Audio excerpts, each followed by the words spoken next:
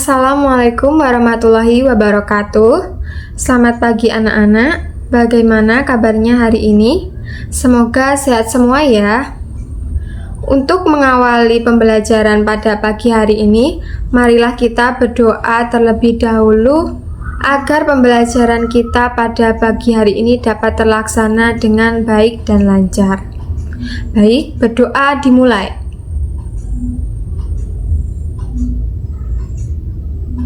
Berdoa selesai. Anak-anak, sebelum pembelajaran dimulai, Ibu ingin mengingatkan kalian untuk selalu semangat belajar ya, karena ilmu-ilmu yang kalian pelajari hari ini pasti akan bermanfaat di kemudian hari, baik untuk diri kita sendiri ataupun untuk orang lain. Nah, untuk absen kehadiran pada pagi hari ini bisa di-list di grup ya, dan sertakan siapa yang tidak masuk pada pagi hari ini.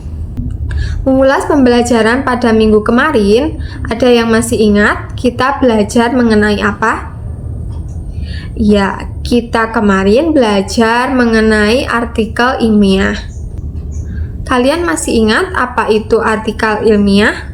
Artikel ilmiah adalah karya tulis yang berisi hasil penelitian, penyaduran, dan pemahaman berdasarkan kaidah keilmuan. Ciri-ciri artikel ilmiah kemarin apa saja?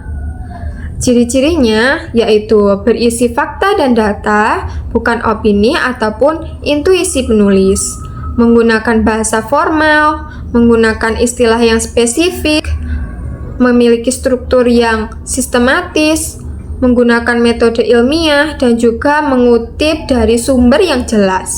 Nah, itu tadi adalah ulasan dari pertemuan kemarin ya. Nah, sekarang kita pada pertemuan kali ini akan belajar mengenal karya fiksi. Apa itu karya fiksi?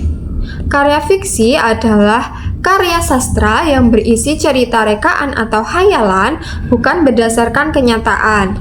Fiksi merupakan lawan kata dari non-fiksi yang berisi fakta dan kenyataan.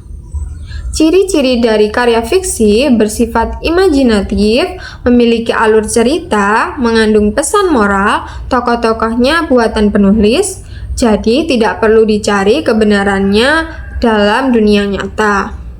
Jenis-jenis karya fiksi diantaranya yaitu novel, cerita pendek atau cerpen, roman, dongeng, dan juga sandiwara.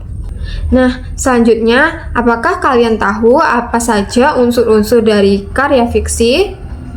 Nah, unsur-unsur karya fiksi itu diantaranya yaitu tokoh cerita, latar cerita, tema cerita, dan juga alur atau jalannya cerita.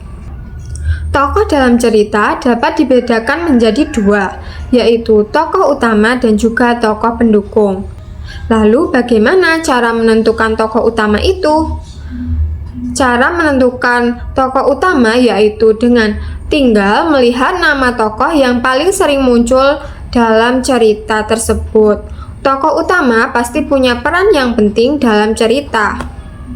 Nah, latar cerita dapat dibedakan menjadi dua, yaitu latar tempat dan juga latar waktu. Latar tempat itu seperti di rumah, di sekolah, di pasar, dan sebagainya. Sedangkan latar waktu itu seperti pagi, sore, siang, malam, begitu. Nah, tema dari cerita adalah unsur pokok dalam cerita. Selanjutnya, alur atau jalan cerita dapat dibagi menjadi tiga, yaitu alur maju, alur mundur, dan juga alur campuran. Apa itu alur maju? Alur maju adalah alur yang diawali cerita kejadian masa kini dengan konflik datar. Pada bagian tengah, konflik makin menanjak dan diakhiri klimaks serta penyelesaian pada akhir cerita. Sedangkan alur mundur adalah alur yang dibuka dengan penceritaan kejadian masa lampau di awal cerita dan diselesaikan dengan konflik pada masa kini. Lalu yang terakhir ada alur campuran. Maju dan mundur adalah alur yang mencampurkan kisah kejadian masa kini dan masa lalu secara bergantian. Nah, selanjutnya adalah perbedaan dari denotasi dan juga konotasi.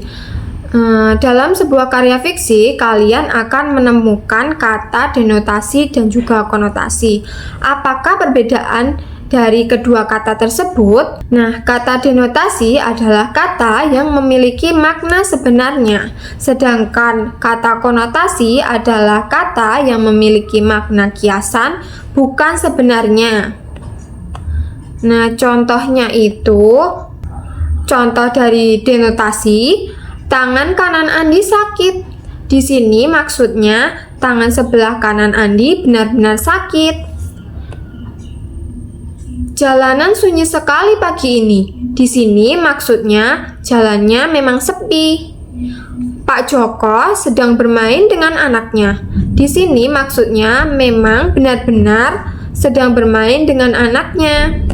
Sedangkan contoh konotasi. Contoh konotasi yang pertama, Andi menjadi tangan kanan Pak Jaka. Tangan kanan di sini maksudnya Andi merupakan orang kepercayaan dari Pak Jaka. Jalan ini seperti kuburan. Di sini tentu saja bukan benar-benar ada kuburan, tapi maksudnya sepi, seperti itu. Pak Joko sedang menggendong sang buah hati. Buah hati di sini bukan buah hati ada buahnya, namun maksudnya buah hati adalah anak, gitu. Nah, karena sudah belajar unsur-unsur karya fiksi, sekarang Ibu akan memberi tugas kalian untuk membaca cerpen yang bisa kalian lihat pada buku teks pada halaman 106 yang berjudul Kotak Sulap Paman Tom. Nah, setelah kalian baca, kalian bisa berkelompok menjadi 2-3 orang untuk membahas soal pada kegiatan 1 dan kegiatan 2. Nah, pada kegiatan 1 itu kalian diminta untuk mendiskusikan isi dari cerpen Kotak Sulap Paman Tom dengan menjawab 4 pertanyaan yang ada di buku. Lalu, di kegiatan 2, kalian diminta untuk mencermati kata-kata pada jelajah kata, lalu kalian cari padanan lain dari kata-kata tersebut, lalu kalian buat kalimat. Jika kalian kesusahan untuk menemukan padanan katanya, kalian bisa menggunakan KBBI dan Thesaurus Bahasa Indonesia untuk menemukan padanan katanya. Bisa dimengerti? Anak-anak bisa mengerjakan tugas dengan teliti ya. Jika tidak selesai, dapat dipresentasikan di kelas pada pertemuan minggu depan. Begitu. Selanjutnya, untuk mengasah kemampuan kalian mengenai karya fiksi, kalian bisa baca lagi cerpen Parki dan Alergi Telur pada halaman 116. Setelah itu, kalian bisa menjawab pertanyaan pada kegiatan 4. Kalian bisa mencari unsur-unsur dari cerpen Parki Alergi Telur yang telah kalian baca. Di situ, kalian diminta untuk mencari tema, tokoh, latar, jenis alur, dan juga amanat yang terdapat pada cerpen Parki dan Alergi Telur. Tugas ini dikumpulkan pada minggu depan ya, ditulis di kertas, dan kita bahas bersama-sama di kelas pada pertemuan minggu depan. Gitu ya anak-anak. Itu tadi pembelajaran kita pada pagi hari ini yang membahas mengenai karya fiksi.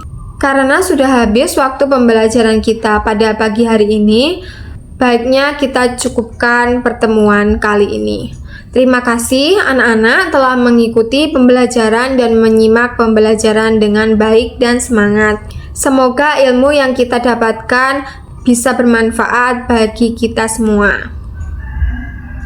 Untuk mengakhiri pembelajaran kita pada pagi hari ini, kita tutup dengan hamdalah bersama-sama.